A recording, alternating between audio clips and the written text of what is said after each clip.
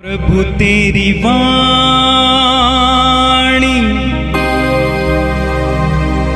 जीवन की रोटी,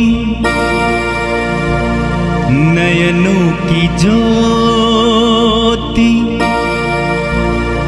अंधेरा मिटाती।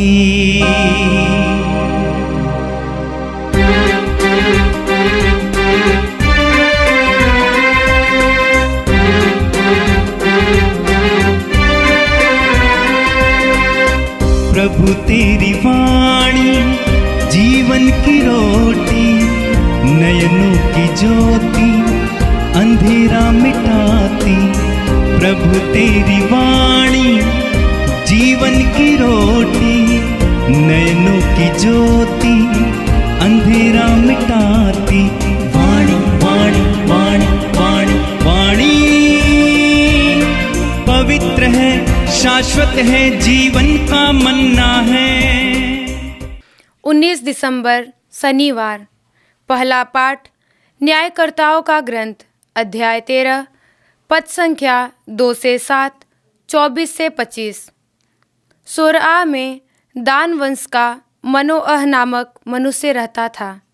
उसकी पत्नी बांझ थी, उसके कभी संतान नहीं हुई थी। प्रभु का दूत उसे दिखाई दिया और उससे यह बोला, आप बांझ हैं, आपके कभी संतान नहीं हुई, किंतु अब आप गर्भवती होंगी और पुत्र प्रसव करेंगी। आप सावधान रहें, आप न तो अंगूरी या मंदिरा पिए और न कोई अपवित्र वस्तु खाएं, क्योंकि आप गर्भवती होंगी और पुत्र प्रसव करेंगी। बालक के सिर पर उस्तरा नहीं चलाया जाएगा, क्योंकि वह अपनी माता के गर्भ से ही ईश्वर को समर्पित होगा। फिलिस्तियों के हाथों से इस्राएल का उद्धार उसी से प्रारंभ होगा। वह स्त्री अपने पति को यह बात बताने गई। उसने कहा, ईश्वर की ओर से एक पुरुष मेरे पास आया। उसका रूप स्वर्गदूत की तरह अत्यंत प्रभावशाली था। मुझे उससे यह पूछने का साहस नहीं हुआ कि आप कहाँ से आ रहे हैं, और उन्होंने मुझे अपना नाम नहीं बताया। उसने मुझसे यह कहा, आप गर्भवती होंगी और पुत्र प्रसव करेंगी। आप अब से न तो अंगूरी या मदिरा पिएं और न कोई अपवित्र वस्तु खाएं। बालक अपनी माता के गर्भ से अपनी मृत्यु के दिन तक ईश्वर को समर्पित होगा।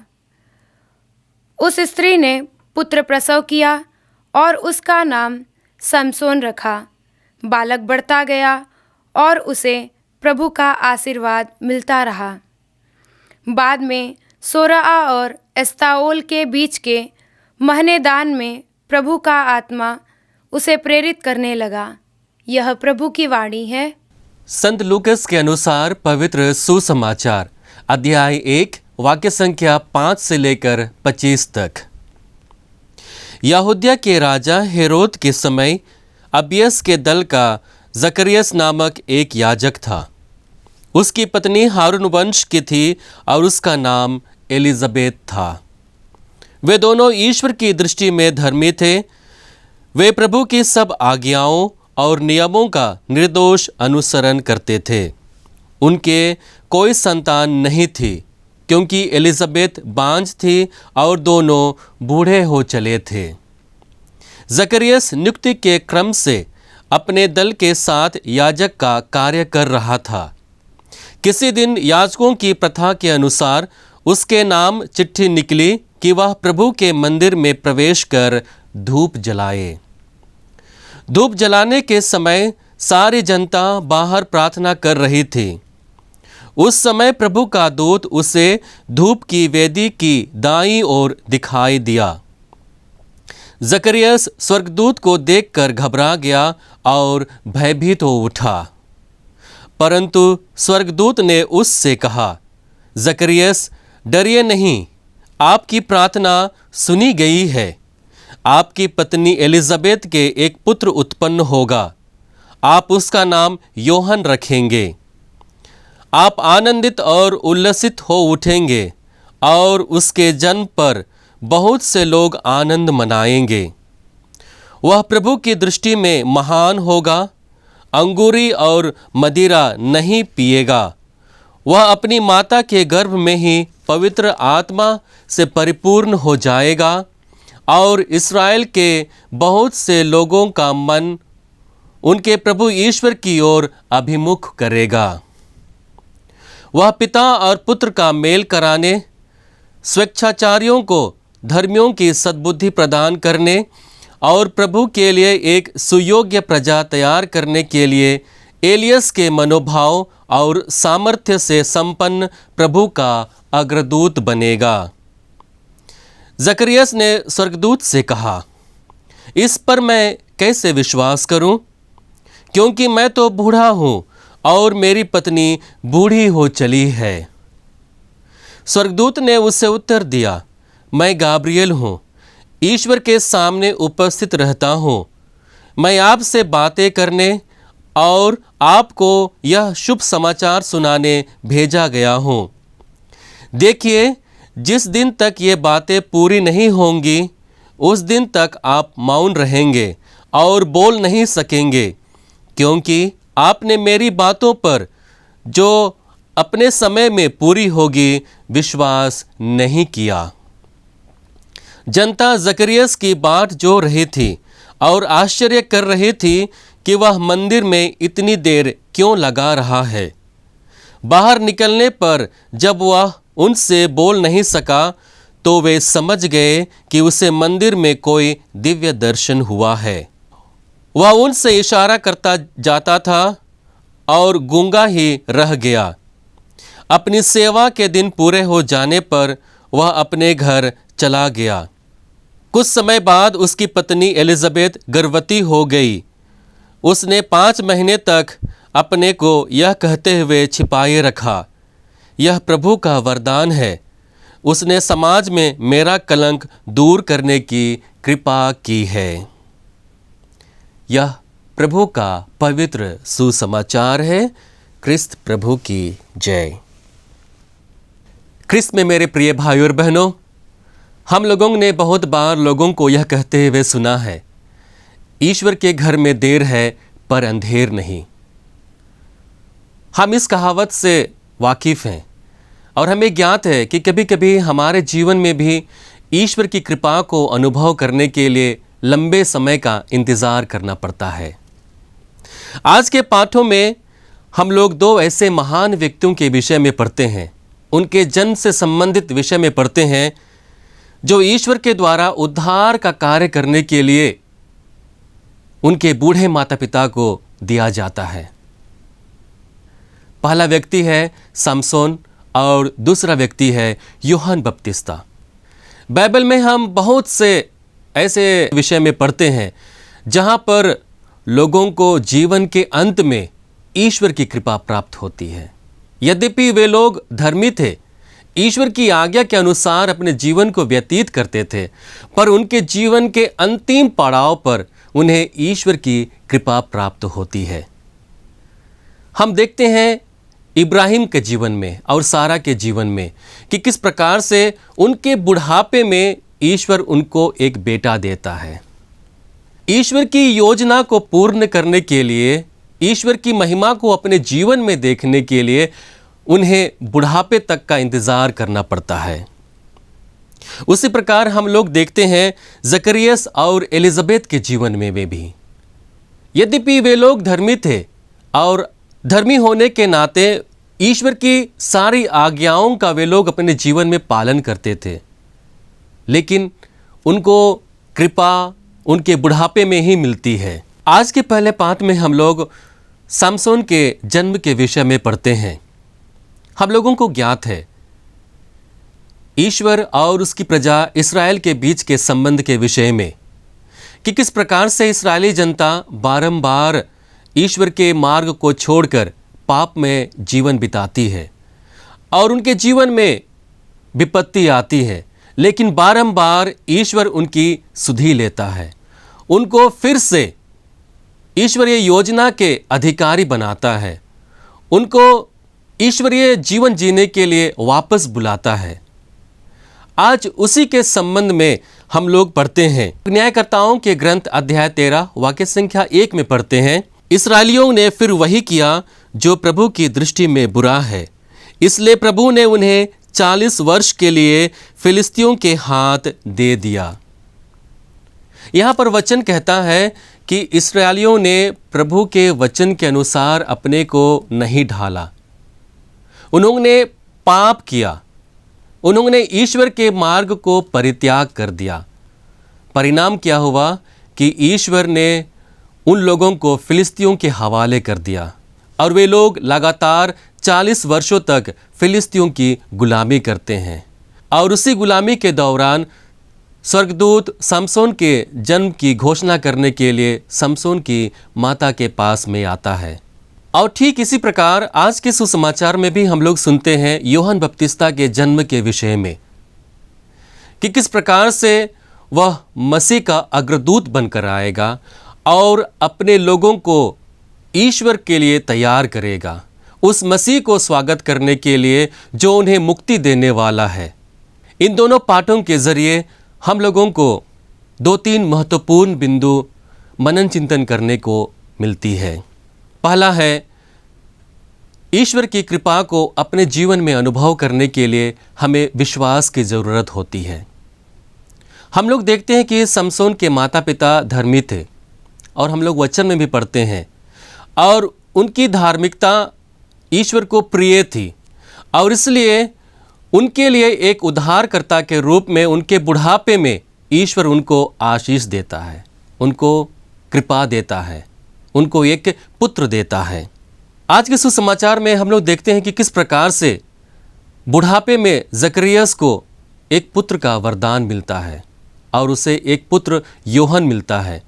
योहन का अर्थ है दैविक कृपा, अर्थात उनके बुढ़ापे में उनको ईश्वर की कृपा प्राप्त होती है। दूसरी बात है, ईश्वर की योजना को साकार करने के लिए हमें उनकी आज्ञाओं का पालन करना पड़ता है। जब भी हम ईश्वर की आज्ञाओं का अपने जीवन में पालन करते हैं तब हमारे जीवन में ईश्वर की कृपा प्राप्त होती है।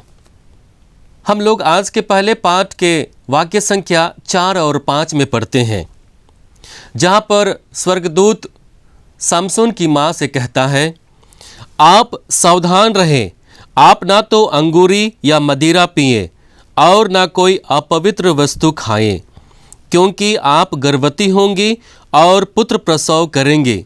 बालक के सिर पर उस्तरा नहीं चलाया जाएगा, क्योंकि वह अपनी माता के गर्भ से ईश्वर को समर्पित होगा। ईश्वर की कृपा को प्राप्त करने के लिए न केवल हम लोगों को विश्वासी बनने की आवश्यकता है, बल्कि एक कदम आगे जाकर उसकी आज्ञाओं को पालन करने की ज़रूरत होती है। और यहाँ पर समसोन की माँ को वो आज्ञा दिया जाता है, जकरियस को वो आज्ञा दी जाती है और हम देखते हैं कि किस प्रकार से स्वर्गदूत उन्हें समर्पण का जीवन बिताने के लिए बुलाता है। दूसरी बात है, ईश्वर की कृपा को प्राप्त करने के लिए और उसकी योजना को साकार करने के लिए हमें ईश्वर की आज्ञाओं का पालन करना पड़ता है। हम लोग आज के पहले पाठ के वाक्य संख्या 4 और 5 में पढ़ते हैं, आप सावधान रहें, आप ना तो अंगूरी या मदिरा पिएं और ना कोई अपवित्र वस्तु खाएं, क्योंकि आप गर्भवती होंगी और पुत्र प्रसव करेंगी। बालक के सिर पर उस्तरा नहीं चलाया जाएगा, क्योंकि वह अपनी माता के गर्भ से ईश्वर को समर्पित होगा।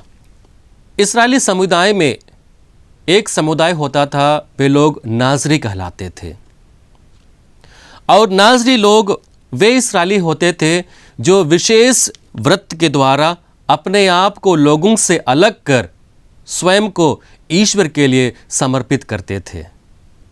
हम लोग गणना ग्रंथ के अध्याय 6 में इसके विषय में पढ़ते हैं। इस व्रत को निभाने के लिए उनको 3 नियमों की आवश्यकता होती थी। पहला, अंगूरी और मदिरा से परहेज करना पड़ता था उनको। दूसरा, केश काटने से उनको परहेज करना पड़ता था और तीसरा, लाश के संपर्क से उन्हें बचना पड़ता था। उनकी पवित्रता को बनाए रखने के लिए इन तीनों व्रतों का उन्हें पालन करना पड़ता था। तीसरी बात है कि विश्वास के द्वारा ही हम लोग साक्षी दे सकते हैं। अपने साक्ष्य को प्रकट करने के लिए और उसकी घोषणा करने के लिए हम लोगों को विश्वास की आवश्यकता होती है। आज के सुसमाचार में हम पढ़ते हैं, देखिए जिस दिन तक ये बातें पूरी नहीं होंगी उस दिन तक आप मौन रहेंगे और बोल नहीं सकेंगे, क्योंकि आपने मेरी बातों पर जो अपने समय में पूरी होगी विश्वास नहीं किया। यहाँ पर हम देखते हैं कि जकरियस जब स्वर्गदूत की बातों को सुनने के लिए, उनको अपने जीवन में उतारने के लिए आनाकानी करता है, तो स्वर्गदूत उसे गूंगा बना देता है।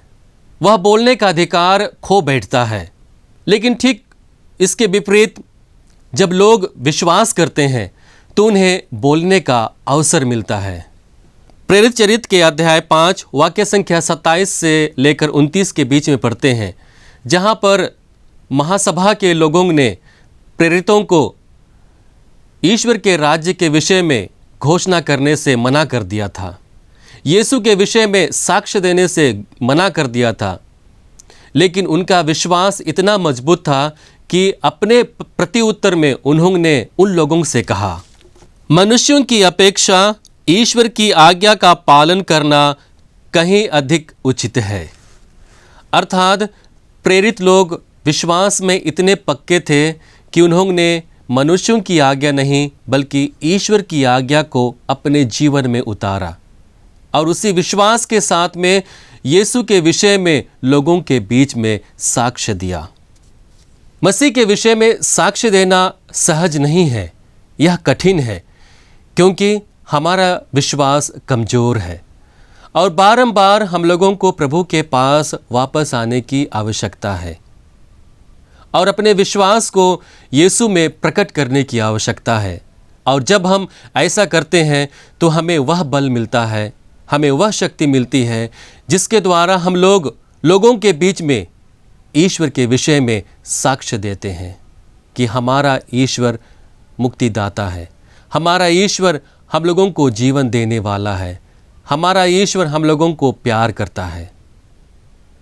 आइए इसी विश्वास के साथ में हम लोग प्रार्थना करें। प्रभु जी, हम धन्यवाद देते हैं आज के सुंदर दिन के लिए, सभी कृपादानों के लिए, हमारे जीवन के लिए, हमारे विश्वास के लिए तुझे धन्यवाद देते हैं। और धन्यवाद देते हुए प्रभु हम प्रार्थना करते हैं कि जिस प्रकार से हम वचनों पर मनन चिंतन करते हैं, यह वचन हमें विश्वास में आगे बढ़ने के लिए सहायता दे।